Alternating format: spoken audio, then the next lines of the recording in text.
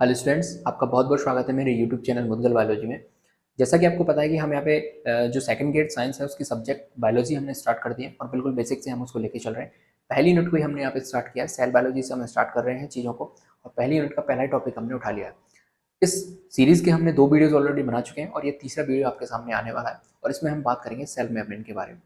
इससे पहले वाले 2 वीडियोज़ के अंदर मैंने क्या पढ़ा है वो मैं थोड़ा-सा आपको बता देता हूँ कि हमने बेसिक सेल के बारे में पढ़ लिया कि सेल क्या होती है। इसके बाद हमने यूकैरियोटिक, प्रोकैरियोटिक कोशिकाओं के बारे में थोड़ी-सी बात की थी। प्लांट सेल और एनिमल सेल क्या होते हैं इनकी बात करी थी।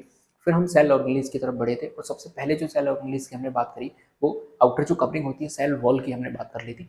सेल वॉल क्या होती है उसकी सारी हमने बात कर ली थी। आज हम थोड़ी सी अंदर की तरफ चलते हैं सेल में, तो हम सेल मेम्ब्रेन की बात करने वाले हैं इस वीडियो के अंदर। यहाँ पे मैं आपको सारे जो टॉपिक्स हैं उनको क्लियर कराऊंगा बायोलॉजी के, तो आप चैनल को सब्सक्राइब जरूर कर दें और दोस्तों के साथ इसको शेयर कर दें। चलिए वीडियो को अपना स्टार्ट करते हैं। देखिए, जैसा कि हम यहाँ पे सेल मेम्ब्रेन की बात कर रहे हैं और सेल मेम्ब्रेन में मैं क्या करूँगा, पहले आपको थोड़ा सा बेसिक्स एक बार मैं आपको क्लियर करा दूंगा, नहीं शॉर्ट नोट्स के रूप में आपको मैं बता दूंगा। फिर अपन थोड़े से नोट्स के अंदर डिटेल में हम उसकी बात कर लेंगे। पहले मैं आपको थोड़ा सा ऊपर ऊपर से बता देता हूँ क्या होता है कि हम यहाँ पे सेल मेम्ब्रेन की बात कर रहे हैं। सेल मेम्ब्रेन जिसका दूसरा नाम होता है प्लाज्मा मेम्ब्रेन, या फिर इसे हिंदी के अंदर कहा जाता है कोशिका झिल्ली। यदि मैं इसका सबसे पहले काम बताऊं कि इसका काम क्या होता है, तो ये सेल को कवर करके रखती है। और कवर क्यों करती है? क्योंकि ये सुरक्षा का काम करती है। दूसरी हम बात करें कि जो सेल है, जैसे मान के चलिए ये कोई सेल है, ये इसके अंदर साइटोप्लाज्म भरा हुआ है और ये इसके कोई सेल ऑर्गेनेल्स पड़े हुए हैं हमारे सामने, ठीक है। और ये आउटर एनवायरनमेंट है, आउटर एनवायरनमेंट है। अब जो सेल के सेल ऑर्गेनेल्स हैं या साइटोप्लाज्म में, उनको कोई नुकसान ना हो जाए, उनको आउटर जो एनवायरनमेंट है उससे कोई खतरा है या नुकसान हो जाए, उससे बचाने के लिए कौन हेल्प करता है? यहाँ पे जो संरचना बनी हुई है ये हेल्प करती है और इसी का नाम क्या है? सेल मेम्ब्रेन, इसी को कहा जाता है। तो एक तरीके से सुरक्षा का काम कर रही है सेल मेम्ब्रेन। दूसरा हम इसकी बात करते हैं तो ये यूकैरियोटिक कोशिकाओं में पाई जाती है, साथ ही साथ ये प्रोकैरियोटिक कोशिकाओं में भी पाई जाती है। यानी कि जैसे प्रोकैरियोटिक कोशिकाओं में सेल मेम्ब्रेन पाई जाती है, कोशिका झिल्ली पाई जाती है, उसी तरीके से यूकैरियोटिक कोशिकाओं में भी सेल मेम्ब्रेन पाई जाती है। कोई यहाँ पे डिफरेंस नहीं होता। इसके बाद हम बात करते हैं तो ये प्लांट सेल के अंदर भी पाई जाती है और साथ ही साथ एनिमल सेल के अंदर भी ये पाई जाती है। एनिमल सेल के अंदर भी पाई जाती है। लेकिन दोनों के अंदर डिफरेंस क्या होता है कि जो एनिमल सेल है उसका ये बाहरी आवरण बनाती है, उसका क्या बनाती है? बाहरी आवरण बनाती है। लेकिन प्लांट प्लांट सेल का ये बाहरी आवरण नहीं बनाती, क्योंकि प्लांट सेल के पास जो बाहरी आवरण बनाती है वो कौन होता है? सेल वॉल होती है। और सेल वॉल के अंदर की तरफ सेल मेम्ब्रेन पाई जाती है। लेकिन जो एनिमल सेल होते हैं उनके पास सेल वॉल नहीं पाई जाती, यानी कोशिका भित्ति नहीं पाई जाती, और सीधा उनकी जो सेल है वो कहाँ से स्टार्ट हो जाती है? सेल मेम्ब्रेन से स्टार्ट हो जाती है। तो सेल में एनिमल सेल की बाहरी आवरण कौन बनाती है? सेल मेम्ब्रेन बनाती है। आगे हम इसकी संरचना की बात करें तो ये लिपोप्रोटीन से मिलकर बनी हुई होती है। लिपोप्रोटीन के अंदर एक शब्द आ रहा है लिपिड, यानी कि लिपिड से मिलकर बनी हुई होगी और साथ ही साथ इसके अंदर क्या होगा? प्रोटीन होगी, ठीक है। लिपिड के अंदर हम बात करें कि कौन कौन से लिपिड यहाँ पे देखने के लिए मिलेंगे, तो हमें मोस्ट इंपॉर्टेंट जो लिपिड होता है फॉस्फोलिपिड देखने के लिए मिलेगा। इसके अलावा हमें ग्लाइकोलिपिड देखने के लिए मिलेगा। इसके अलावा हमें यहाँ पे कोलेस्ट्रॉल देखने के लिए मिलेगा, जो कि एक लिपिड का ही प्रकार है। कोलेस्ट्रॉल की इंपॉर्टेंट बात क्या है कि कोलेस्ट्रॉल सिर्फ और सिर्फ यूकैरियोटिक कोशिकाओं के अंदर ही हमें देखने के लिए मिलेगा। प्रोकैरियोटिक कोशिकाओं के अंदर कोलेस्ट्रॉल हमें देखने के लिए नहीं मिलेगा। और प्रोटीन भी हमें देखने के लिए मिलेगी। अब हम यदि इनके कॉम्पोजिशन की बात करें, इनके कॉम्पोजिशन की बात करें कि किस तरीके से इसकी संरचना मिलकर बनी हुई होती है, तो हम यदि देखें कि हमें मान के चलिए सेल मेम्ब्रेन की स्ट्रक्चर का अध्ययन करना है, तो हमें स्ट्रक्चर की अध्ययन करने के लिए किस चीज़ की जरूरत पड़ेगी? तो जो मैच्योर आरबीसी होती है, मैच्योर आरबीसी, यानी कि एक सबसे पहले हमें परिपक्व आरबीसी को लेना होगा। उसको जब हम माइक्रोस्कोप के नीचे देखेंगे तो हमें सेल मेम्ब्रेन की स्ट्रक्चर क्लियरली दिखाई दे जाएगी। अब बात आती है कि हम मैच्योर आरबीसी को ही क्यों ले रहे हैं, तो इसके पीछे कारण ये है कि मैच्योर आरबीसी के अंदर केंद्रक एब्सेंट होता है। जो कोशिकांग होते हैं यानी सेल ऑर्गेनेल्स होते हैं वो क्या होते हैं? एब्सेंट होते हैं। और जो सेल मेम्ब्रेन होती है जिसकी हमें स्ट्रक्चर की अध्ययन करना है, वो सेल मेम्ब्रेन हमें यहाँ पे प्रेजेंट होती है, यानी कि देखने के लिए मिल जाती है। तो केंद्रक नहीं है, कोशिकांग नहीं है, लेकिन सेल मेम्ब्रेन हमें दिखाई दे रही है। तो हमें अपनी जो एनर्जी है या जो टाइम है हमारा वेस्ट नहीं होगा कोशिकांग और केंद्रक को अलग करने के लिए, हमें थोड़ी सी कठिनाई नहीं होगी। हमें किसका अध्ययन करना है? सेल मेम्ब्रेन का अध्ययन करना है, वो हमें क्लियरली यहाँ पे दिख रही है, तो हम सेल मेम्ब्रेन का अध्ययन आसानी से कर पाएंगे। अब मैच्योर आरबीसी की जब हम संरचना देखते हैं माइक्रोस्कोप के नीचे हमें देखते हैं, तो हमें इसके 3 कंपोनेंट्स दिखाई पड़ते हैं। सबसे पहले हमें दिखाई पड़ता है प्रोटीन, फिर हमें दिखाई देती है यहाँ पे लिपिड, और तीसरे नंबर पर हमें दिखाई देता है कार्बोहाइड्रेट।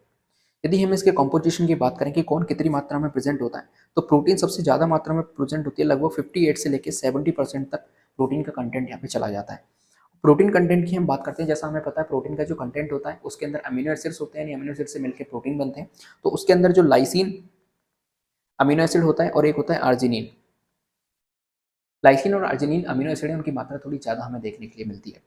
अगली बात करते हैं लिपिड की, तो लिपिड लगभग 40% के अराउंड हमें लिपिड देखने के मिलता है और सबसे लीस्ट अमाउंट हमें कार्बोहाइड्रेट देखने के मिलते हैं, यानी कि लगभग 1 से 2% हमें कार्बोहाइड्रेट देखने के लिए मिल जाते हैं। तो ये हो गई इसकी संरचना की हमने बात कर ली। अब थोड़ा सा अंदर की तरफ बढ़ते हैं अपन। तो इसकी जब संरचना देखी जाती है और संरचना के अंदर हम लिपिड की बात करते हैं, तो लिपिड में भी हम फॉस्फोलिपिड की बात करते हैं। तो फॉस्फोलिपिड की संरचना हमें कुछ इस प्रकार की दिखाई देती है, ठीक है। ये फॉस्फोलिपिड की संरचना हमें दिखाई दे रही है, जिसका ये सिर वाला पोर्शन होता है, यानी कि ये हेड होता है, और ये इसकी टेल होती है, यानी कि पूंछ होती है, और दोनों ही क्या है, इसकी टेल है, ठीक है। और ये संरचना किसकी है, ये फॉस्फोलिपिड की संरचना है, फॉस्फोलिपिड की संरचना है। इसमें हम थोड़ी डिटेल के अंदर बात करेंगे कि सिर कैसा होता है, टेल किस प्रकार की होती है, ये मैंने आपको बेसिक थोड़ा सा इसके बारे में बता दिया। आगे अपन बढ़ते हैं इसकी। तो प्रोटीन हमें देखने के लिए मिलती है, प्रोटीन, और प्रोटीन भी इसकी दो प्रकार की प्रोटीन होती है। एक होती है परिधीय प्रोटीन, या फिर जिसे अपन कहते हैं बाहरी प्रोटीन, एक्सट्रेंसिक प्रोटीन जिसे कहते हैं, एक्सट्रेंसिक एक्सट्रेंसिक प्रोटीन हमें जिसे कहते हैं, और या फिर पेरिफेरल प्रोटीन भी अपन इसे कहा जाता है, अपन इसे कह सकते हैं। दूसरी प्रोटीन होती है जो आंतरिक प्रकार की प्रोटीन होती है, जिसे इंट्रिंसिक प्रोटीन कहा जाता है। ये दो प्रोटीन हमें देखने के लिए मिल जाती है। ऐसे ही हम कार्बोहाइड्रेट की बात करते हैं कि कार्बोहाइड्रेट कौन सा पाया जाता है। तो देखिए कार्बोहाइड्रेट ग्लाइकोप्रोटीन्स के रूप में, ग्लाइकोप्रोटीन व ग्लाइकोलिपिड के रूप में पाया जाता है, सॉरी, ग्लाइकोप्रोटीन और ग्लाइकोलिपिड के रूप में ये पाया जाता है, ग्लाइकोलिपिड। आगे हम इसकी बात करते हैं कि इसको समझाने के लिए, इसकी संरचना को समझाने के लिए बहुत सारे मॉडल प्रस्तुत किए गए, बहुत सारे मॉडल प्रस्तुत किए गए, लेकिन उनमें से जो सर्वमान्य मॉडल है वो तरल मोज़ेक मॉडल है। वो कौन सा है, तरल मोज़ेक मॉडल है, जिसको दिया गया था सिंगर व निकोलसन के द्वारा, सिंगर व निकोलसन साइंटिस्ट के द्वारा दिया गया था। और इन्होंने जो बताया तरल मोज़ेक के अंदर की जो तरल रूप है, वो तरलता कौन प्रदान करता है, लिपिड जो होती है वो तरलता प्रदान करती है, यानी फ्लूइडिटी हमें देती है। और जो मोज़ेक होता है, मोज़ेक उसमें प्रोटीन के मॉलिक्यूल्स देखने के लिए मिलते हैं, यानी कि तरल है, जो फ्लूइडिटी है वो हमें कौन दे रहा है, लिपिड प्रदान कर रही है, लेकिन उसके अंदर जो धसी हुई अवस्था में पाए जाते हैं, जो कि मोज़ेक फॉर्म में धसे हुए रहते हैं, वो प्रोटीन होती है। तो ये हमें संरचना के बहुत सारे मॉडल थे, उनके बारे में हम थोड़ी आगे बात करेंगे, लेकिन जो सर्वमान्य मॉडल है वो तरल मोज़ेक मॉडल है, जिसको सिंगर और निकोलसन ने दिया था। आगे हम इसके कार्य की बात करते हैं कि सेल मेम्ब्रेन का कार्य क्या होता है, कोशिका झिल्ली का कार्य क्या होता है। तो एक तो मैंने आपको बता दिया कि इसका कार्य किससे रिलेटेड है, सुरक्षा से रिलेटेड है। दूसरा इसका कार्य क्या है, कोशिका की पहचान करने से। एक कोशिका दूसरी कोशिका की पहचान करती है, जिसे सेल सिग्नलिंग कहा जाता है। थोड़ी सी आगे हम इसके बारे में बात करेंगे। दूसरा हम इसके कार्य की बात करते हैं, अगला इसका कार्य क्या होता है, तो ट्रांसपोर्टेशन का इसका कार्य होता है। कोई भी पदार्थ है वो बाहर से अंदर किस प्रकार से आएगा, उसकी जांच पड़ताल कौन करेगी, सेल मेम्ब्रेन करेगी, क्या उसको अंदर आना चाहिए, क्या फिर उसको अंदर नहीं आना चाहिए, उसके बारे में ये कार्य करता है परिवहन की। दूसरी हम बात करते हैं तो एंडोसाइटोसिस एक प्रक्रिया होती है, एंडोसाइटोसिस, और ऐसी ही एक दूसरी प्रक्रिया होती है एक्सोसाइटोसिस, एक दूसरी प्रक्रिया होती है एक्सोसाइटोसिस। एंडोसाइटोसिस का मतलब क्या होता है कि कोई भी आउटर एनवायरनमेंट के अंदर कोई भी सामान पड़ा हुआ है या फिर कोई भी मॉलिक्यूल पड़ा हुआ है, तो उसको कोशिका के अंदर लेने की प्रक्रिया क्या कहलाती है, एंडोसाइटोसिस कहलाती है। इसी तरीके से कोई जब मॉलिक्यूल को अंदर ले लिया गया, किसी अणु को अंदर ले लिया गया, उसके बाद उसका डाइजेशन हुआ, उसको बाहर निकालना, या फिर कोई भी वेस्ट प्रोडक्ट हमारी सेल के अंदर बना है उसको बॉडी से बाहर निकालना, या फिर सेल के अंदर से बाहर निकालना, उस प्रोसेस को क्या कहा जाता है, एक्सोसाइटोसिस कहा जाता है, ठीक है। परिवहन के अंदर मैं आपको एक और इम्पोर्टेंट बात यहीं पे बता देता हूँ कि जो सेल मेम्ब्रेन होती है, सेल मेम्ब्रेन के अंदर एक बहुत ही इंपॉर्टेंट गुण पाया जाता है, पारगम्यता का, पारगम्यता का गुण पाया जाता है, जैसे इंग्लिश के अंदर कहते हैं परमिएबिलिटी,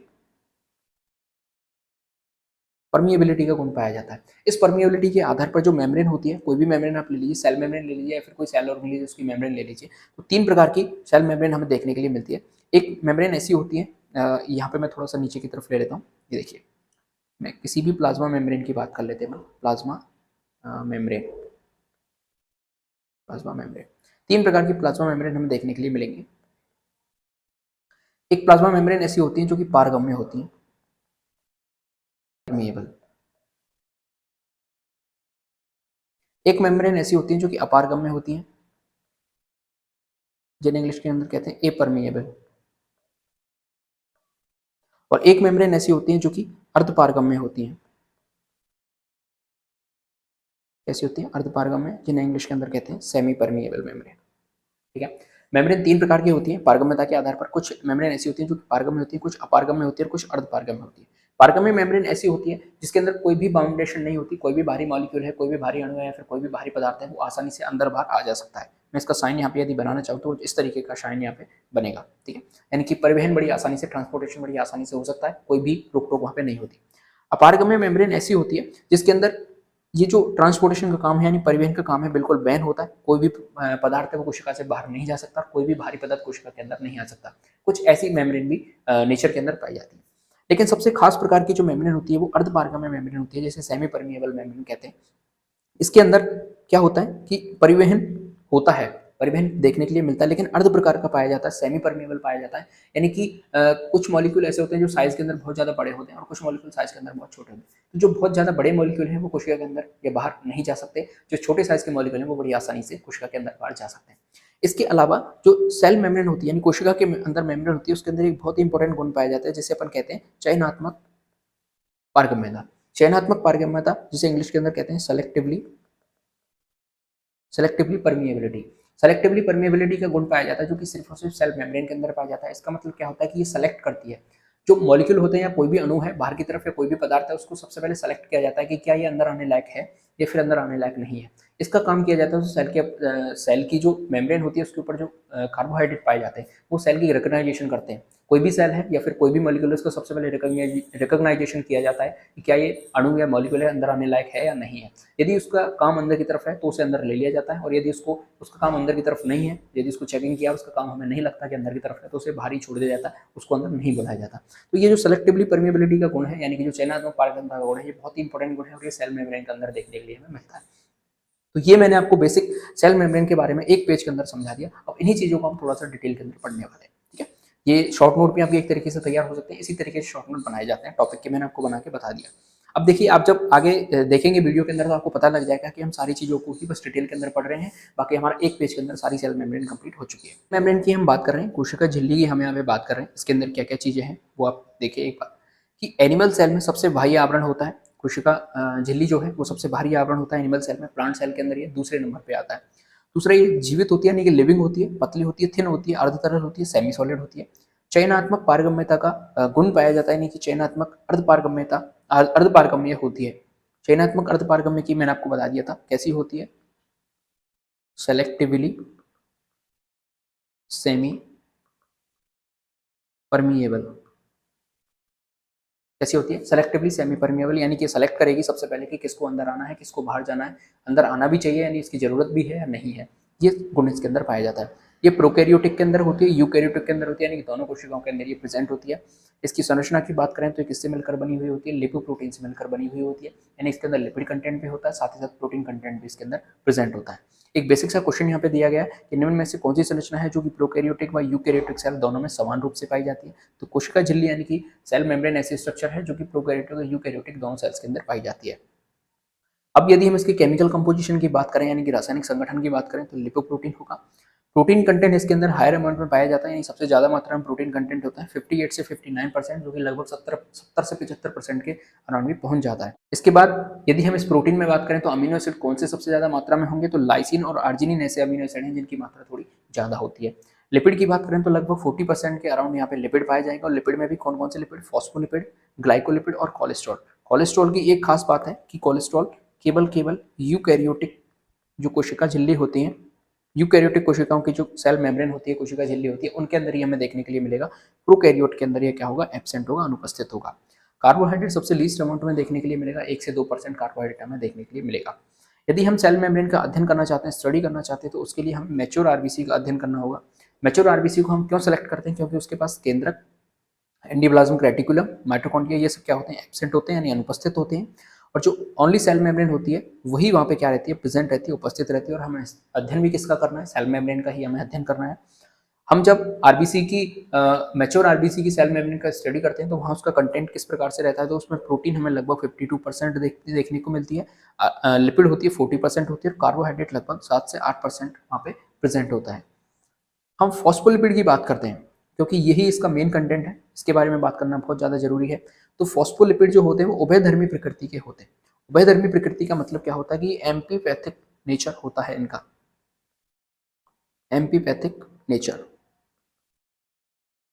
एम्पीपैथिक नेचर का मतलब क्या होता है कि इनके पास दोनों तरह के सिरे पाए जाते हैं, दोनों तरह के एंड पाए जाते हैं, यानी कि एक जो सिरा होता है इनका वो हाइड्रोफोबिक होता है और एक सिरा इनका कैसा होता है, हाइड्रोफिलिक होता है। हाइड्रोफिलिक यानी कि जल रागी सिरा और हाइड्रोफोबिक यानी कि जल विरागी सिरा। हिंदी का मतलब ये होता है, एक को हाइड्रोफिलिक को कहते हैं जल स्नेही और दूसरे को कहते हैं जल विरोधी या फिर जल विरागी। ठीक है, हाइड्रोफिलिक का मतलब क्या होता है कि यहाँ पे कोई ना कोई आयन या फिर कोई चार्ज प्रेजेंट होता है, तो वो सिरा कैसा कहलाता है, हाइड्रोफिलिक कहलाता है, यानी उसके पास कोई आयन है या फिर कोई चार्ज, इलेक्ट्रिक चार्ज कोई भी प्रेजेंट है। और हाइड्रोफोबिक है वो बिना चार्ज का है, यानी कि वो न्यूट्रल है। तो यदि ये दोनों सिरे, दोनों एंड किसी मॉलिक्यूल के पास पाए जा रहे हैं तो उसे अपन कहते हैं एम्पीपैथिक नेचर का या फिर उभयधर्मी प्रकृति का वो मॉलिक्यूल है। दूसरा हम बात करते हैं ये कैसा है, सेमी सॉलिड प्रकृति का होता है, यानी कि अर्ध तरल होता है। अब हम यहाँ पे थोड़ी स्ट्रक्चर देखते हैं फॉस्फोलिपिड की। तो ये इस जो गोल वाला पोर्शन है, ये गोल वाला पार्ट है, ये इसका हेड है यानी सिर है, और सिर कैसा है, जल स्नेही है, हाइड्रोफिलिक है। हाइड्रोफिलिक का मतलब क्या है, इसके पास कोई ना कोई चार्ज जरूर से प्रेजेंट होगा, इसलिए ये कैसा है, हाइड्रोफिलिक है। दूसरा हम इसके टेल की बात करते हैं, यानी इसके टेल हैं, दोनों ही इसकी टेल हैं, ये वाली भी और ये वाली भी, दोनों इसकी टेल हैं। और ये कैसी हैं, जल विरागी हैं, यानी कि ये पानी से दूर भगते हैं, तो ये कैसे हैं, हाइड्रोफोबिक हैं। और ये कैसे हैं, न्यूट्रल हैं, यानी कोई भी चार्ज इनके पास प्रेजेंट नहीं है। लेकिन हम इसकी टेल देख रहे हैं तो टेल भी दो प्रकार की हमें देखने के लिए मिल रही है। एक होती है संतृप्त बसीय अम्ल की टेल और दूसरी होती है असंतृप्त बसीय अम्ल की टेल। संतृप्त यानी कि सैचुरेटेड फैटी एसिड संतृप्त बसीय अम्ल, और दूसरे हैं असंतृप्त बसीय अम्ल यानी कि अनसैचुरेटेड फैटी एसिड। अब सैचुरेशन और अनसैचुरेशन को हम किस तरीके से डिफाइन करेंगे, तो यहाँ पे आपको एक चीज दिखाई दे रही है कि ये कार्बन है, तो कार्बन की 4 वैलेंसीज होती है। यदि कार्बन की 4 वैलेंसी संतुष्ट है, 4 वैलेंसी यानी कोई हाइड्रोजन से है या दूसरे कार्बन से संतुष्ट है, सेटिस्फाइड है, तो हम उसे कहेंगे सैचुरेटेड फैटी एसिड यानी कि संतृप्त बसीय अम्ल। उसकी चारों की चारों वैलेंसी सेटिस्फाइड है, सैचुरेटेड है। लेकिन कहीं पे यदि हमें सिंगल बॉन्ड की बजाय डबल बॉन्ड या फिर ट्रिपल बॉन्ड देखने के लिए मिल जाए, कोई कार्बन हमें ऐसा दिख जाता है जिसकी जो वैलेंसी है वहाँ पे हाइड्रोजन प्रेजेंट नहीं है, लेकिन कार्बन कार्बन के बीच डबल बॉन्ड है या फिर कार्बन कार्बन के बीच ट्रिपल बॉन्ड है, तो उस प्रकार के सैचुरेटेड उस प्रकार के फैटी एसिड को अपन क्या कहते हैं, अनसैचुरेटेड फैटी एसिड या फिर असंतृप्त बसीय अम्ल कहते हैं। तो इसकी जो एक टेल होती है वो अनसैचुरेटेड सैचुरेटेड फैटी एसिड की मिलकर बनी हुई होती है, और दूसरी जो टेल होती है वो सैचुरेटेड फैटी एसिड से मिलकर बनी हुई होती है। ठीक है, अब अपन यहाँ पे इंपॉर्टेंट चीज की बात करते हैं, कोशिका झिल्ली के मॉडल, यानी कि कोशिका झिल्ली की संरचना की बात की गई थी, तो बहुत सारे मॉडल, बहुत सारे साइंटिस्ट आए जिन्होंने ये बताया कि इसकी जो सेल मेम्ब्रेन होती है वो किस प्रकार से मिलकर बनी हुई होती है। इसके लिए बहुत सारे मॉडल दिए गए। सबसे पहला मॉडल आता है हमारे सामने सैंडविच मॉडल। सैंडविच मॉडल की हम यहाँ पे बात करते हैं, और सैंडविच मॉडल को देने वाले साइंटिस्ट कौन से थे, Daniel and Dobson sandwich model को देने वाले थे। सैंडविच आप सबने कभी कभी ना कभी खाई होगी, तो इसके अंदर क्या होता है कि एक ऊपर ब्रेड की परत होती है, नीचे भी एक ब्रेड की परत होती है, बीच में आलू का जो मसाला है वो भरा हुआ रहता है। सेम इसी प्रकार से इन्होंने बताया कि जो सेल मेम्ब्रेन होती है वो भी सेम इसी प्रकार से बनी हुई होती है। कैसी होती है, त्रिस्तरीय होती है, ऊपर की तरफ प्रोटीन की परत होती है, नीचे की तरफ प्रोटीन की परत होती है, और बीच में लिपिड का जो मसाला है, आलू का जो मसाला भरा हुआ रहता है वो लिपिड के फॉर्म में यहाँ पे भरा हुआ रहता है। त्रिस्तरीय ये इन्होंने बताई थी। लेकिन जब थोड़ा सा इसके अंदर और गहराई से हम देखने को गए तो देखने के बाद हमें क्या मिला कि जो लिपिड है ये भी किस उसमें प्रेजेंट होता है, तो ये भी द्विस्तरीय होता है, यानी कि ये भी कैसा है, बाइलेयर्ड प्रेजेंट होता है। यानी ऊपर की तरफ प्रोटीन की परत है, नीचे की तरफ प्रोटीन की परत है, बीच में क्या फंसा हुआ है, लिपिड फंसा हुआ है। लेकिन लिपिड भी कैसा है, 2 लेयर से मिलकर बना हुआ होता है, यानी कि लिपिड की भी कितनी लेयर प्रेजेंट है, 2 लेयर प्रेजेंट है। इसके बारे में इन्होंने हमें बताया था। यहाँ पे इसका डिटेल के अंदर बताया गया, देखिए ये प्रोटीन है, पी से जैसे मैं डिनोट कर रहा हूँ, ये प्रोटीन मॉलिक्यूल्स है, प्रोटीन मॉलिक्यूल्स है, प्रोटीन मॉलिक्यूल्स है। तो ऊपर की तरफ प्रोटीन है जिसकी मोटाई कितनी है, 20 से 25 एंगस्ट्रॉम मोटी है। नीचे की तरफ प्रोटीन की लेयर है जो कि कितनी है, 20 से 25 एंगस्ट्रॉम मोटी है, और बीच में फॉस्फोलिपिड प्रेजेंट है जिसकी मोटाई कितनी है, 35 से 50 एंगस्ट्रॉम है। टोटल यदि सेल मेम्ब्रेन की मोटाई की बात करें तो ये हो जाती है लगभग 75 से 100 एंगस्ट्रॉम मोटी हो जाती है। ये जो अणु आपको दिखाई दे रहे हैं, ये जो टांगे फैला के पड़े हुए हैं, ये क्या है, ये फॉस्फोलिपिड के अणु है। ठीक है, ये फॉस्फोलिपिड के अणु है, और जिनमें से ये जो ऊपर गोल वाला हिस्सा है ये क्या है, हेड है, जो कि कैसा है, जल स्नेही है यानी कि हाइड्रोफिलिक है, और नीचे जो उसकी टेल है वो टेल कैसी है, हाइड्रोफोबिक है यानी कि जल विरागी है। दूसरी यहाँ पे इंपॉर्टेंट चीज आती है कि जैसे ये प्रोटीन का मॉलिक्यूल है और ये इससे क्या जुड़ा हुआ है, ये इससे फॉस्फोलिपिड जुड़ा हुआ है, तो यहाँ पे जो बॉन्ड पाया जाएगा, यहाँ पे जो बॉन्ड पाया जाएगा बीच में, यानी कि फॉस्फोलिपिड का जो हेड वाला पोर्शन है और प्रोटीन के बीच में जो बॉन्ड पाया जाएगा वो या तो होगा आयोनिक बॉन्ड, या तो होगा आयोनिक बॉन्ड यानी कि आयनिक बंध, या फिर वो हो सकता है हाइड्रोजन बॉन्ड यानी कि हाइड्रोजन बॉन्ड। दोनों में से कोई एक बंध वहां पे प्रेजेंट होगा। लेकिन हम यहाँ पे बात करते हैं जैसे ये प्रोटीन का मॉलिक्यूल, ये फॉस्फोलिपिड का मॉलिक्यूल है, ठीक है, ये फॉस्फोलिपिड का मॉलिक्यूल है, और एक यहाँ पे ये फॉस्फोलिपिड का मॉलिक्यूल है, ये फॉस्फोलिपिड का मॉलिक्यूल है। तो इन दोनों के बीच में भी एक बॉन्ड पाया जाएगा, दोनों के बीच में भी आपस में बंध पाए जाएंगे, और उन बंध की प्रकृति कैसी होगी, यानी कि वो वॉन्डर वॉल प्रकृति के बंध पाए जाएंगे, और ये सबसे कमजोर प्रकार के बंध होते हैं। ठीक है, तो दो चीज हमें पता लग गई, यानी कि जो प्रोटीन का मॉलिक्यूल है और उसके बीच में उसके नीचे जो जुड़ा हुआ है फॉस्फोलिपिड का मॉलिक्यूल का जो हेड वाला पोर्शन जुड़ा हुआ है वो किससे है, आयनिक बंध हो सकते हैं या फिर हाइड्रोजन बंध हो सकते हैं, और जो फॉस्फोलिपिड के दोनों मॉलिक्यूल की जो सिरे हैं यानी टेल वाला पोर्शन है वो भी आपस में बॉन्ड से जुड़े हुए होंगे, और उनके बीच कौन सा बंध पाया जाएगा, वॉटर वॉल बंध पाया जाएगा। ये इस मॉडल की बात है, वो चीज देखिए। इस मॉडल के अनुसार कोशिका झिल्ली त्रिस्तरीय होती है, यानी कि 3 लेयर्ड होती है, जिसमें प्रोटीन के 2 स्तर होते हैं, के बीच में एम्पीपैथिक उभयधर्मी प्रकृति के फॉस्फोलिपिड पाया जाता है, यानी बीच में फॉस्फोलिपिड पाया जाएगा। फॉस्फोलिपिड का जल स्नेही शीर्ष प्रोटीन से हाइड्रोजन बंध द्वारा या फिर आयनिक बंध के द्वारा जुड़ा हुआ होता है। ये प्रोटीन है मान के चलिए, और ये इसका सिरा है फॉस्फोलिपिड का। तो यहाँ पे जो बंध पाया जाएगा वो कैसा होगा, आयनिक बंध होगा या फिर हाइड्रोजन बॉन्ड होगा। फॉस्फोलिपिड की जल विरोधी पूंछ यानी कि जो हाइड्रोफोबिक टेल होती है वो आपस में वान डेर वाल बंध के द्वारा जुड़ी हुई रहती है। ये मैंने स्ट्रक्चर में बता दिया। सेल मेम्ब्रेन की मोटाई की बात करते हैं तो 75 से 100 एंगस्ट्रॉम मोटी उसकी मोटाई होती है। ये भी क्वेश्चन कई बार पूछ लिया जाता है, तो आप इसको याद रखिएगा। 75 एंगस्ट्रॉम वहाँ पे ऑप्शन में मिलेगा आपको। अब इस मॉडल को रिजेक्ट कर दिया गया। इतनी मेहनत से डेनियल और डेविसन ने इस मॉडल को बताया, बड़ी अच्छी इन्होंने सैंडविच बनाई थी बढ़िया वाली, लेकिन सैंडविच को मना कर दिया गया। इसके पीछे कारण क्या दिया गया कि इस मॉडल को रिजेक्ट कर दिया गया क्योंकि यह कोशिका झिल्ली की चयनात्मक पारगम्यता को यानी कि सेलेक्टिव जो परमिएबिलिटी है उसको नहीं समझा पाया। कि चलो ठीक है, उन्होंने बताया कि इस प्रकार से संरचना होती है, लोगों ने बोला चलो ठीक है मान लिया कि आपने बता दिया कि सर एक प्रोटीन की परत है, नीचे दूसरी प्रोटीन की परत है, बीच में फॉस्फोलिपिड बनी हुई होती है। लेकिन हमें आप ये बताइए कि सेल के अंदर जो ट्रांसपोर्टेशन होता है वो किस तरीके से होता है। कोई भी बाहर का मॉलिक्यूल है वो अंदर किस प्रकार से आता है, अंदर का कोई मॉलिक्यूल है वो बाहर किस प्रकार से जाता है, इसके बारे में बताइए। यहाँ पे जाके जो डेनियल डेविसन है उनकी सैंडविच फेल हो गई, खराब हो गई। वो नहीं बता पाए कि किस तरीके से जो सेल मेम्ब्रेन है वो सिलेक्टिव परमिएबिलिटी को शो करती है। तो इस मॉडल को क्या कर दिया गया, रिजेक्ट कर दिया गया। फिर दूसरे साइंटिस्ट आए और दूसरे मॉडल को लेके आए। दूसरा मॉडल क्या था, इकाई कला मॉडल, जिसे इंग्लिश में कहते हैं यूनिट मेम्ब्रेन मॉडल। इसको देने वाले साइंटिस्ट कौन थे, रॉबर्टसन ने इसको दिया था। और इन्होंने बहुत ही खतरनाक बात बताई। इन्होंने क्या बताया कि साहब स्ट्रक्चर जो होती है सेल की मेम्ब्रेन की वो बिल्कुल ऐसी होती है जैसी डेनियल और डेविसन ने बताई थी, ठीक है। लेकिन जो सेल मेम्ब्रेन की स्ट्रक्चर होती है, यानी कोई कोशिका है, जैसे यहाँ पे देखिए ये कोई कोशिका है, इस कोशिका की जो सेल मेम्ब्रेन है सीएम है, यानी कि जो सेल मेम्ब्रेन है, और साथ ही साथ इसके अंदर कोई ऑर्गन पड़ा हुआ है, कोई भी ऑर्गेनेलिज पड़ा हुआ है, जैसे ये माइटोकॉन्ड्रिया है, क्लोरोप्लास्ट है, ईआर है, ये सारे के सारे सेल ऑर्गेनेलिज पड़े हुए हैं। और इन सेल ऑर्गेनेलिज की जो सेल मेम्ब्रेन है यानी ऑर्गेनेलिज की जो मेम्ब्रेन है उन सबकी संरचना कैसी होती है, बिल्कुल समान होती है, समान होती है। साथ ही साथ उनकी जो क्रियात्मकता होती है यानी कि वो कार्य भी कैसा करते हैं, समान करते हैं। इसीलिए ऐसे इकाई कला मॉडल कहा गया। इकाई का मतलब यूनिट, यानी कि कोई भी सेल है उसकी जो मेम्ब्रेन है वो भी ऐसी की ऐसी संरचना होगी, वो भी इसी तरीके से काम करेगी जैसे काम करते हैं उसके सेल के जो ऑर्गन्स हैं उनकी जो मेम्ब्रेन होती है। दोनों के बीच में इन्होंने समानता बता दी। लेकिन जब आगे चल के अध्ययन किया गया कि माइटोकॉन्ड्रिया की जो स्ट्रक्चर देखी गई, उसकी जो मेम्ब्रेन की स्ट्रक्चर देखी गई और जो सेल मेम्ब्रेन की स्ट्रक्चर थी वो बिल्कुल भिन्न भिन्न प्रकार की थी, तो इस मॉडल को भी क्या कर दिया गया, रिजेक्ट कर दिया गया। ये इसकी खास बात थी। देखिए इन्होंने क्या बताया कि कोशिका झिल्ली और कोशिकाओं की झिल्ली आपस में संरचनात्मक यानी स्ट्रक्चरली रूप से और क्रियात्मक यानी कि फंक्शनली रूप से समान होती है। ये चीज इन्होंने बता दी। कैसे कि जैसे ये न्यूक्लियर की मेम्ब्रेन है, ये सेल की मेम्ब्रेन है, ये वाली जो सेल की मेम्ब्रेन हमें दिखाई दे रही है, ये माइटोकॉन्ड्रिया की मेम्ब्रेन है, ये क्लोरोप्लास्ट की मेम्ब्रेन है। ये सारी की सारी कैसी हैं, समान है संरचनात्मक रूप से और क्रियात्मक रूप से। लिपोप्रोटीन की मिलकर बनी हुई होती है, डबल लेयर्ड ये होती है। लेकिन इन्होंने एक चीज और बताई कि चलो संरचना और क्रियात्मक रूप से समान है, स्ट्रक्चरली और फंक्शनली वो समान है, लेकिन उनकी जो केमिकल कंपोजिशन होता है यानी कि उनका जो रासायनिक संगठन है वो कैसा इन्होंने बता दिया, डिफरेंट बता दिया। मेम्ब्रेन लिपोप्रोटीन की मिलकर बनी हुई होती है जिसमें फॉस्फोलिपिड का द्विस्तर पाया जाता है। यह रासायनिक संगठन व आकार में भिन्न होती है। तो इन्होंने क्या बताया कि जो संरचना है वो फंक्शन है वो सेम करेंगे, लेकिन उनका जो स्ट्रक्चर होगा यानी जो रासायनिक स्ट्रक्चर नहीं, जो उनका रासायनिक संगठन होगा, जो केमिकल कंपोजिशन होगा वो भिन्न प्रकार का होगा। ये इन्होंने बता दिया और इसको भी रिजेक्ट कर दिया गया। ये बड़ी मुश्किल से लेके आए थे, लेकिन इसको भी क्या कर दिया, रिजेक्ट कर दिया। और कारण क्या दिया गया, वही कारण दिया गया कि सर आप ये नहीं बता पा रहे कि जो चयनात्मक पारगम्यता है यानी कि जो ट्रांसपोर्टेशन है किस प्रकार से होता है, तो आपको भी रिजेक्ट कर दिया जाता है।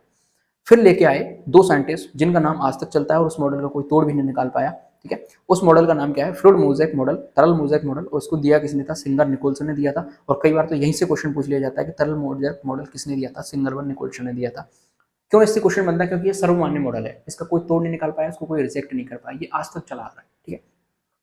इनसे पूछा गया कि सर आप एक्सप्लेन करिए, तो इन्होंने किस तरीके से एक्सप्लेन किया कि सर देखिए जो फ्लूइड हम बता रहे हैं वो फ्लूइड तो बना हुआ है लिपिड का, और जो मोज़ेक हम बता रहे हैं उस मोज़ेक को बता रहे हैं कि मोज़ेक पैटर्न के अंदर प्रोटीन के जो मॉलिक्यूल हैं उसके अंदर धसे हुए हैं। बस ये सिंपल सी लाइन इन्होंने बता दी कि जो लिपिड है वो वहाँ पे फ्लूइडिटी प्रदान कर रही है यानी कि तरलता प्रदान कर रही है, और जो प्रोटीन के मॉलिक्यूल हैं वो वहाँ पे मोज़ेक फॉर्म में यानी कि अलग अलग प्रकार से धसे हुए रहते हैं। फिर इनसे पूछा गया कि चलो ये तो आपने स्ट्रक्चर बता दी, बहुत अच्छी बात है, लेकिन हमें ये बताइए कि जो चयनात्मक पारगम्यता का गुण है यानी कि परमिबिलिटी है, परिवहन ट्रांसपोर्टेशन किस प्रकार से होता है।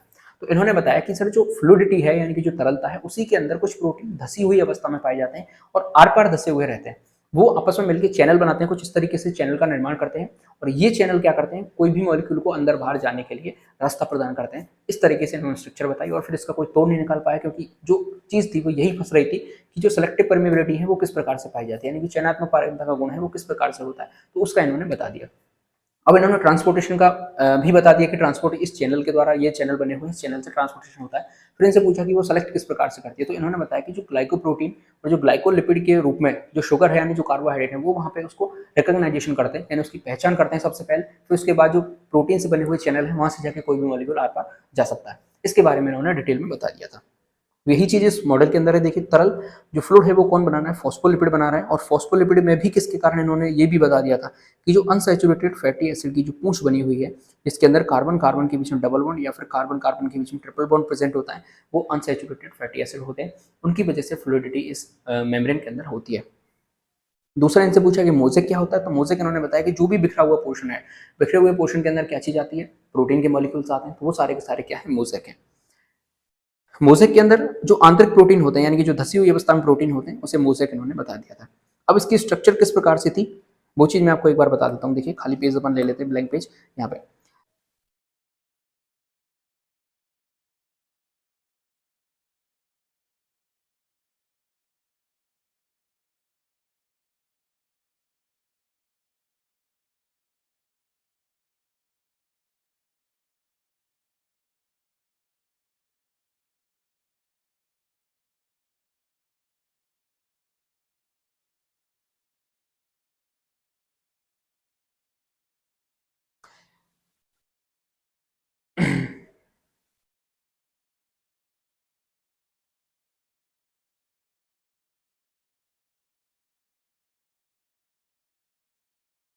ये देखिए कुछ इस तरीके की स्ट्रक्चर यहाँ पे हमें देखने के लिए मिलती है।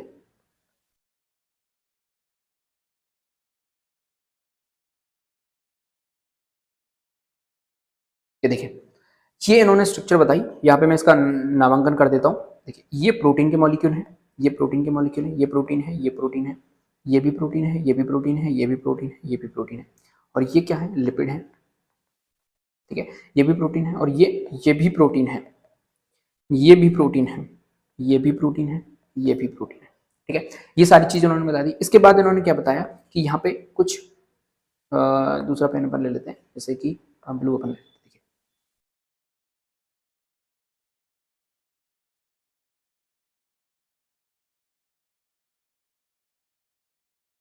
इसी तरीके से इधर की तरफ,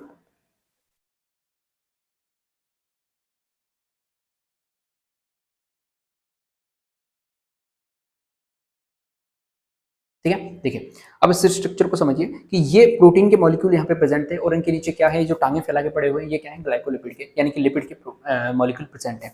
इसके ऊपर ये जो मैंने लास्ट में सबसे लास्ट में स्ट्रक्चर बनाई है, ये क्या है, ग्लाइकोप्रोटीन है या फिर ग्लाइकोलिपिड है, जो कि रिकॉग्नाइजेशन में हेल्प करेंगे। कोई भी अणु बाहर से आएगा उसमें रिकॉग्नाइजेशन में मदद करेंगे। अब इन्होंने क्या बताया कि सर ग्लाइकोलिपिड का तो इन्होंने बता दिया। अब इन्होंने प्रोटीन के बारे में बताया कि प्रोटीन, दो प्रकार की प्रोटीन इन्होंने बताई कि एक होती है आंतरिक प्रोटीन और एक होती है बाहरी प्रोटीन। आंतरिक प्रोटीन जिसे इंट्रिंसिक प्रोटीन कहा जाता है, ये धसी हुई अवस्था में पाई जाती है। कैसी होती है, धसी हुई अवस्था में पाई जाती है, यानी कि गर्त के अंदर प्रेजेंट रहती है। और जो बाहरी प्रोटीन है वो बाहर की तरफ अटैच रहती है, बाहर की तरफ जुड़ी रहती है। दूसरी चीज उन्होंने क्या बताई कि ये है, ये जो अंदर की तरफ धसी हुई कोई चीज है, अंदर की तरफ धसी हुई तो सीधी सी बात है वो दृढ़ रूप से जुड़ी हुई होगी, यानी कि टाइटली बाउंडेड यहाँ पे रहती है। लेकिन जो भारी प्रोटीन होते हैं वो कमजोर बंध से जुड़ी हुई रहती है और बड़ी आसानी से वो वहां से अलग हो जाती है। ये स्ट्रक्चर को इस तरीके से उन्होंने बताई थी। ये जो आपको यहाँ पे ग्लाइकोप्रोटीन दिखाई दे रहे हैं, ये किसी चीज का कोई भी मॉलिक्यूल बाहर से आएगा उसको रिकॉग्निशन करेंगे, यानी उसको सबसे पहले उसकी पहचान करेंगे। पहचान करने के बाद उस चीज को अंदर आना है या बाहर आना है, यदि उसकी पहचान हो जाती है कि वो चीज अंदर आने लायक है, तो ये जो आपको चैनल दिखाई दे रहे हैं इसको क्या कहा जाता है, प्रोटीन चैनल। इसको कहते हैं प्रोटीन चैनल।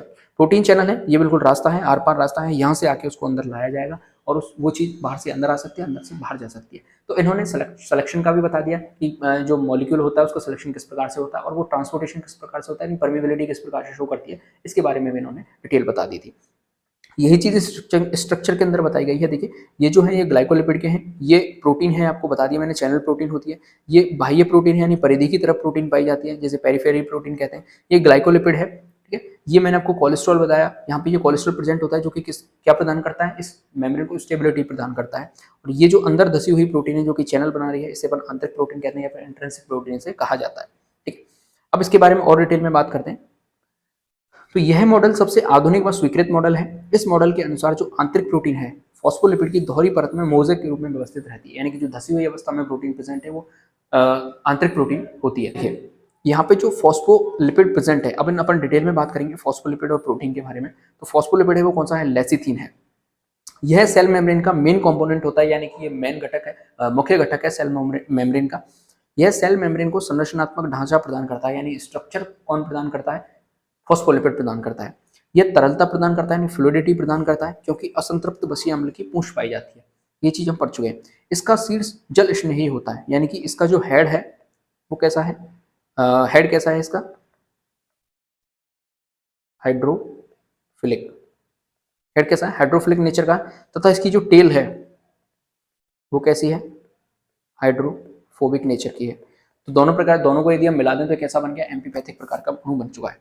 अब अपन दूसरे कंपोनेंट की बात करते हैं तो वो कोलेस्ट्रॉल है। कोलेस्ट्रॉल क्या होता है, ये फॉस्फोलिपिड की अपेक्षा अधिक मजबूत होता है, यानी कि स्टेबिलिटी प्रदान करता है। ये कोशिका झिल्ली को स्थिरता, स्टेबिलिटी प्रदान करता है। It's present only eukaryotic cell. मैं ऊपर बता चुका हूं आपको कि यह केवल और केवल यूकैरियोटिक कोशिकाओं में पाया जाता है, प्रोकैरियोटिक कोशिकाओं में एब्सेंट होता है। प्रोकैरियोटिक कोशिकाओं में होपियोइड्स द्वारा स्थिरता प्रदान की जाती है। ये इंपॉर्टेंट चीज है, इसको इंपॉर्टेंट लगा के लिख लीजिएगा कि प्रोकैरियोटिक कोशिकाओं में कौन सी चीज है जो कि स्टेबिलिटी प्रदान करती है, तो होपियोइड्स प्रदान करते हैं। अगले कंपोनेंट की बात करते हैं तो प्रोटीन कंपोनेंट होते हैं। प्रोटीन दो प्रकार की मैंने अभी आपको बताई कि कुछ होती है बाह्य प्रोटीन है कि परिधीय प्रोटीन, जैसे एक्सेंट्रिक प्रोटीन कहा जाता है या फिर पेरिफेरल प्रोटीन कहा जाता है। और ये किससे बॉन्डेड रहते हैं, ये हाइड्रोजन बॉन्ड या फिर आयोनिक बॉन्ड से बॉन्डेड रहते हैं, यानी कि बंधित रहते हैं, ठीक है। यह कुल प्रोटीन का 20 से 30% भाग बनाता है, यानी कि बाहर की तरफ जो प्रोटीन पाई जाती है बहुत कम मात्रा में पाई जाती है, छोटे मोटे मॉलिक्यूल प्रोटीन के पाए जाते हैं, 20 से 30% भाग बनाते हैं। इसे आसानी से अलग किया जा सकता है क्योंकि ये बहुत लूजली बाइंडेड रहती है, बहुत ढीले ढाले तरीके से बंधी हुई रहती है। ये फॉस्फोलिपिड स्तर के बाहरी स्तर पर पाया जाता है। इनमें एंजाइम सक्रियता पाई जाती है, यानी कि एंजाइम की एक्टिविटी कहाँ पाई जाती है, तो इसी प्रोटीन के द्वारा एंजाइम की एक्टिविटी पाई जाती है। जल में घुलनशील प्रोटीन है क्योंकि बहुत ढीली ढाली रूप से बंधी हुई है। जल इसके अंदर मिलाएंगे तो आसानी से जल के अंदर घुल जाएगी, आसानी से ये ग्लाइकोलिपिड से अलग हो जाएगी। दूसरी प्रोटीन होती है आंतरिक प्रोटीन, समाकलन प्रोटीन, जिसे इंट्रिंसिक प्रोटीन कहा जाता है। ये कुल प्रोटीन का 70 से 80% भाग बनाता है, क्योंकि ये धसी हुई अवस्था में है तो बहुत टाइटली बॉन्डेड ये वहां पे प्रेजेंट है। इन्हें आसानी से अलग नहीं किया जा सकता क्योंकि ये फॉस्फोलिपिड के साथ मजबूती से बंधे हुए जुड़ी हुई अवस्था में पाए जाते हैं। अब ये दो प्रकार के होते हैं। अब धसी हुई अवस्था में कोई प्रोटीन है तो वो भी दो प्रकार की होगी, या वो पूर्ण रूप से धसी हुई है या फिर वो सिर्फ अंदर की तरफ प्रेजेंट है। तो पूर्ण रूप से धसी हुई प्रोटीन क्या होता है, ये प्रोटीन कोशिका झिल्ली की संपूर्ण मोटाई में धसे हुए रहते हैं। जैसे कि ये प्रोटीन यहाँ पे प्रेजेंट है तो ये इस तरीके से कुछ प्रेजेंट होगी संपूर्ण रूप से, यानी आर पार। ये प्रोटीन जल में घुलनशील पदार्थों को मार्ग प्रदान करते हैं। ये जो चैनल है यहाँ से रास्ता मिल गया इनके लिए तो चैनल प्रोटीन बनाते हैं, जैसे उदाहरण की बात करें तो टनल प्रोटीन या फिर चैनल प्रोटीन। इसी तरीके से आंशिक धसे हुए कुछ प्रोटीन होते हैं, ये कोशिका झिल्ली में आंशिक रूप से धसे हुए होते हैं। ये वाहक की तरह कार्य करते हैं, यानी ट्रांसपोर्टर की तरह काम करते हैं। जैसे मान के चलिए ये कोई प्रोटीन है, मैं उसी के अंदर आपको समझाता हूँ। जैसे देखिए प्रोटीन है, ये आंशिक रूप से धसा हुआ प्रोटीन है, और यहाँ पे हम समझते हैं जैसे ये कोई चैनल प्रोटीन है, ये पूर्ण रूप से धसा हुआ प्रोटीन है। अब ये क्या करेगा, कोई मॉलिक्यूल आया, हमें मान के चलिए अंदर से बाहर की तरफ भेजना है, तो ये क्या करेगा, कोई मॉलिक्यूल अंदर से इसने लिया, जैसे ये मॉलिक्यूल है, ठीक है। इस मॉलिक्यूल को अपने ऊपर ही अटैच करेगा, अटैच करने के बाद इस मॉलिक्यूल को अपने ऊपर ही अटैच करेगा, सॉरी इस मॉलिक्यूल को अपने अटैच करेगा, अटैच करने के बाद इस टनल में आएगा और टनल के द्वारा इसको क्या कर दिया जाएगा, बाहर फेंक दिया जाएगा। तो एक तरीके से वाहक का काम कर रहे हैं, ट्रांसपोर्टर का कार्य कर रहे हैं, ठीक है। चलिए आगे देखते हैं अब अपन कार्बोहाइड्रेट की बात कर लेते हैं कि कार्बोहाइड्रेट क्या होता है। कार्बोहाइड्रेट जो कि सबसे कम मात्रा में पाया जाएगा, 1 से 2% या फिर 7 से 8% प्रेजेंट रहता है। इनका सेल मेम्ब्रेन में न्यूनतम प्रतिशत होता है, सबसे कम मात्रा में पाए जाएंगे। ये सेल मेम्ब्रेन की बाहरी सतह पर पाए जाते हैं। ये ग्लाइकोप्रोटीन एवं ग्लाइकोलिपिड के रूप में पाए जाते हैं, ओनली ऊपरी सतह पर पाए जाते हैं, और ये सेल के रिकॉग्नाइजेशन में हेल्प करते हैं। किसी भी सेल की पहचान करनी है, किसी भी मॉलिक्यूल का पहचान करनी है तो कौन करेगा, ये कार्बोहाइड्रेट उस चीज का कार्य करते हैं। कार्बोहाइड्रेट का कार्य क्या होता है, देखिए कोशिका की पहचान करने में और निषेचन में, फर्टिलाइजेशन में हेल्प करते हैं। जब ह्यूमन के अंदर फर्टिलाइजेशन होता है तो कुछ प्रोटीन्स ऐसे होते हैं, ग्लाइकोप्रोटीन्स ऐसे होते हैं जो कि एग के ऊपर पाए जाते हैं, और कुछ ग्लाइकोप्रोटीन्स ऐसे होते हैं जो कि स्पर्म के ऊपर पाए जाते हैं। आपने ये चीज़ देखी होगी, जब हम रिप्रोडक्शन की बात करेंगे वहाँ पे मैं आपको बताऊंगा कि जो एग की मेम्ब्रेन होती है उसके ऊपर ये जो ग्लाइकोप्रोटीन्स होते हैं ये सिर्फ पहचान करते हैं इसी चीज़ की, जो आने वाला जो स्पर्म है वो मेल का स्पर्म है, यानी कि ह्यूमन का ही स्पर्म है या किसी और का स्पर्म है। ये चीज़ सिलेक्शन हमें देखने के लिए मिलता है कि कोई भी जो फीमेल है, ह्यूमन की जो फीमेल है, वो किसी अदर एनिमल से प्रेग्नेंट नहीं हो सकती, क्योंकि यहाँ पे जो ग्लाइकोप्रोटीन्स पाए जाते हैं वो सेल का रिकग्नाइजेशन कर लेते हैं कि ये जो स्पर्म सेल है ये किसी ह्यूमन की या फिर किसी अदर एनिमल की है। तो वो चीज़ हमें यहाँ पे पता लग जाती है। जैसे ये जो ग्लाइकोप्रोटीन है, ठीक है, एक्रोसोम है जो कि गोल्जी बॉडी से मिलकर बना हुआ होता है। तो यहाँ पे ये जो एंजाइम आपको दिख रहा है हाइलोरोनिडेज, ये एंजाइम ये काम करता है, रिकग्नाइजेशन का काम करता है। ये वहां से गल जाता है, उसके बाद जो स्पर्म सेल है वो अंदर की तरफ एंटर कर जाती है। अब अपन कोशिका झिल्ली के कार्य की बात कर लेते हैं कि कोशिका झिल्ली के क्या फंक्शन होते हैं। तो सबसे पहला फंक्शन क्या है इसका, ट्रांसपोर्टेशन का, ट्रांसपोर्टेशन, ठीक है, ट्रांसपोर्ट करती है चीजों को। और ट्रांसपोर्टेशन दो प्रकार का होता है, एक होता है निष्क्रिय परिवहन और दूसरा होता है सक्रिय परिवहन। यानी कि एक होता है इनएक्टिव ट्रांसपोर्टेशन और एक होता है एक्टिव ट्रांसपोर्टेशन। इनएक्टिव ट्रांसपोर्टेशन जैसा कि हमें पता है कि निष्क्रिय है, तो हमें किसी भी ऊर्जा की क्या होगी, आवश्यकता नहीं होगी। बिना ऊर्जा की आवश्यकता के चीजें एक जगह से दूसरी जगह पर ट्रांसपोर्ट हो जाएंगी। और ये चलता किस प्रकार से कि किसी भी चीज की अधिक सांद्रता है और दूसरी तरफ किसी चीज की निम्न सांद्रता है, तो बिना किसी एनर्जी के तुरंत वो चीज अधिक सांद्रता से कम सांद्रता की ओर चली जाएगी, किसी भी प्रकार की एनर्जी की वहां पे जरूरत नहीं पड़ेगी। जिसमें आता है आपका विसरण आता है, डिफ्यूजन आता है, परासरण आता है, ऑस्मोसिस आता है। दूसरी हम बात करते हैं एक्टिव ट्रांसपोर्ट की।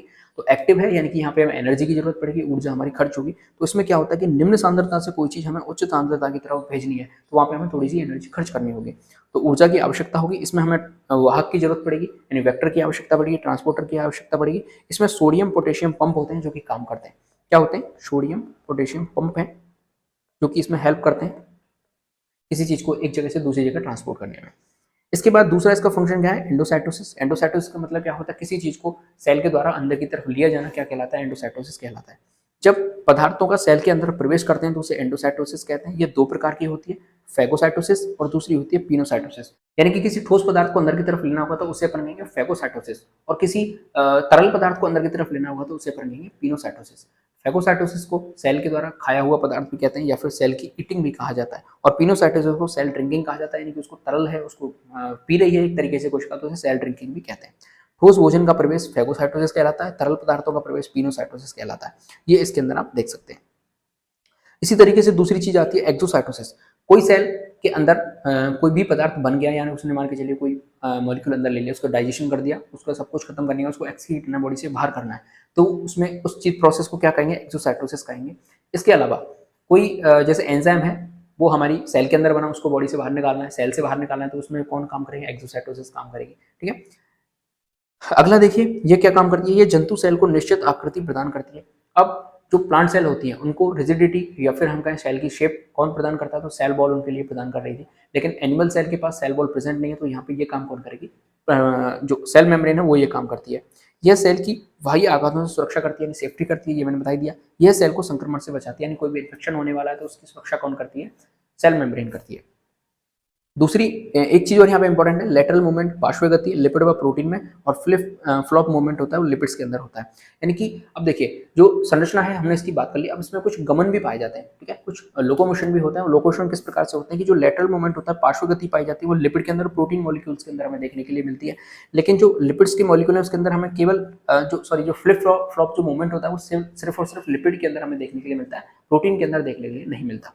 तो इस तरीके से आपकी जो सेल मेम्ब्रेन है, कोशिका झिल्ली है, वो कंप्लीट हो जाती है। आप इसको देख सकते हैं, उसके बाद आप खुद से नोट्स पढ़ेंगे तो आपको सारी चीजें क्लियर हो जाएंगी। वीडियो अच्छी लगी है तो लाइक जरूर करें, चैनल को सब्सक्राइब जरूर कर दें, दोस्तों के साथ वीडियो को शेयर करें। कोई आपका दोस्त है जो सेकंड ग्रेड की प्रिपरेशन कर रहा है उसके साथ शेयर करें, और देश से प्यार करें, माता पिता से प्यार करें। जय हिंद।